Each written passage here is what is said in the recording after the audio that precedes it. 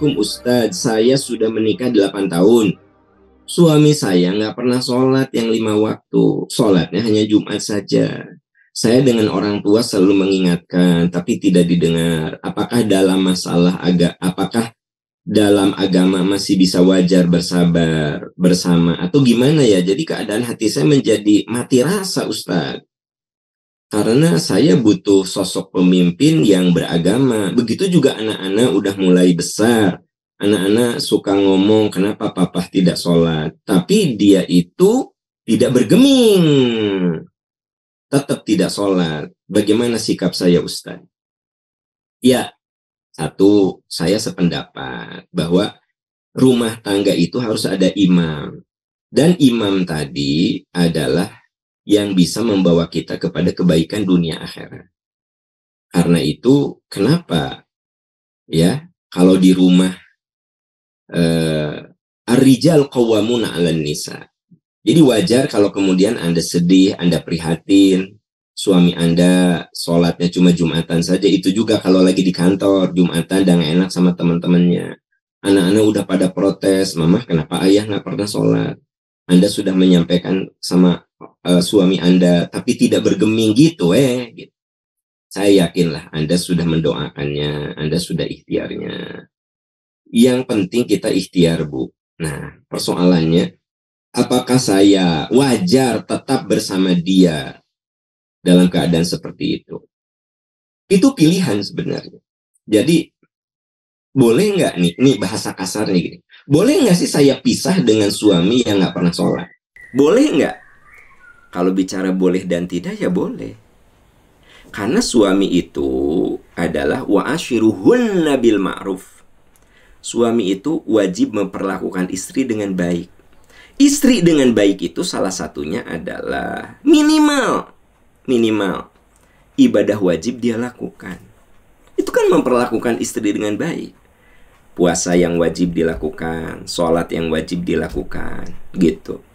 Terus menjadi contoh bagi anak-anak. Nah, Anda merasa nih capek nih, aku udah ngingetin anak-anak, udah mulai melihat gitu kan, tapi suami nggak sholat juga, aku mau cerai aja. Boleh nggak sih? Ya kalau bicara boleh dan tidak, boleh. Kalau bicara boleh dan tidak, karena ada alasan, yaitu suami tidak bisa jadi imam. Nah, tapi bisa saja Anda berjuang dulu, jangan langsung gugat cerai suami. Coba berjuang dulu, ingetin gitu. Dan boleh saja Anda bicara yang apa adanya. Ayah kalau begini terus ya kayaknya mama nggak bisa terus-terusan bareng gitu.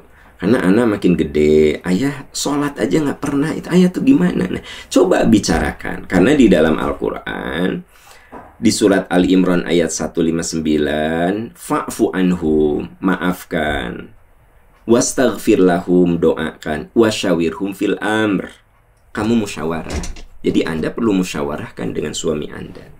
Jangan langsung gugat cerai. Musyawarahkan, ceritakan sepahit apapun bahwa nggak bisa aku gini terus gitu. Kelihatannya kalau kamu nggak berubah, ya kita masing-masing sajalah gitu, ya. Kenapa? Emang rumah tangga cuma berkumpul dalam satu rumah? Tidak. Rumah tangga itu aktualisasi ketakwaan. Harus ada nilai yang dipegang oleh bersama. Kalau rumah tangga itu, maaf, cuma menghalalkan hubungan intim, ya. Kalau rumah tangga itu cuma simbol status, dia istri saya, dia suami saya, dia simbol status saja, itu rapuh, teman-teman semuanya, ya. Kalau rumah tangga hanya biar hubungan intim jadi halal, ya, biar statusnya kelihatan, aku kan punya istri, aku punya suami, simbol status gitu, ya. Menurut saya ini rapuh. Rumah tangga itu harus ada nilai spiritual. Makanya banyak yang rumah tangganya hampa karena tidak ada spiritual di situ. Ada yang rumah tangganya penuh penderitaan, tapi mereka menjalaninya dengan penuh makna karena memang mereka punya nilai spiritual. Penghasilan suaminya pas-pasan, tapi si istri bisa tabah, bisa sabar karena masih ada yang dilihat, yaitu suaminya ya relatif sholat dilakukan. relatif dekat sama agama. Jadi minimal ada suatu yang jadi pegangan. Walaupun hidupnya berkekurangan, ya. Walaupun hidupnya berkekurangan, tapi ada nilai spiritual yang jadi pegangan. Insya Allah tidak akan hampa rumah tangga seperti itu. Tapi percaya ke saya, Anda berlimpah segala. Kekayaan berlimpah, kedudukan berlimpah, pujian berlimpah, duit berlimpah. Tapi tidak ada spiritual. Percaya ke saya, sampai ada titik jenuh. Iya nggak sih? Ada titik jenuh gitu loh. Dan itu sudah dibuktikan dari curhatan-curhatan, ya. Baik langsung ataupun tidak langsung. Selalu suami saya teh baik Pak Am, cari nafkahnya rajin, ya sayang sama anak-anak, sayang ya Pak Am ya. Kenapa suami saya teh sama agamanya jauh? Nah, padahal makin menua itu orang makin ingin spiritualitas. Makin menua orang itu butuh spiritualitas, gitu, ya nggak? Karena nanti ada sebuah kehampaan, kosong, ya. Nah, kalau nilai-nilai agama itu nggak ada di dalam hatinya, menurut Anda apa yang akan terjadi? Coba menurut Anda apa yang akan terjadi? Kehampaan. Makanya tidak sedikit orang yang bergelimang dengan dunia, tapi sebenarnya hatinya hampa. Anda tahu nggak, ada orang yang lari kepada kehidupan yang sangat mewah sekali, gitu loh, ya. Karena sebenarnya itu mau menutupi kehampaannya, itu, ya. Nah, tapi ada juga orang yang hidupnya berkemewahan, namun makna hidupnya jelas. Jadi teman-teman semuanya, ya, mari kita berjuang untuk selalu menghadirkan spiritualitas itu dalam kehidupan kita.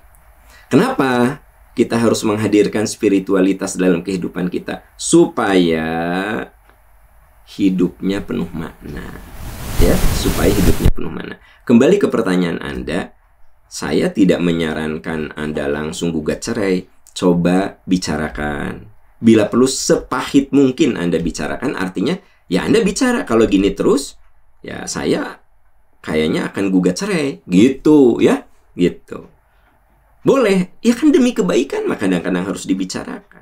Sampai titik nu perih, kan gitu. Nah, oke, itu ya jawaban saya. Wallahu a'lam bishawab.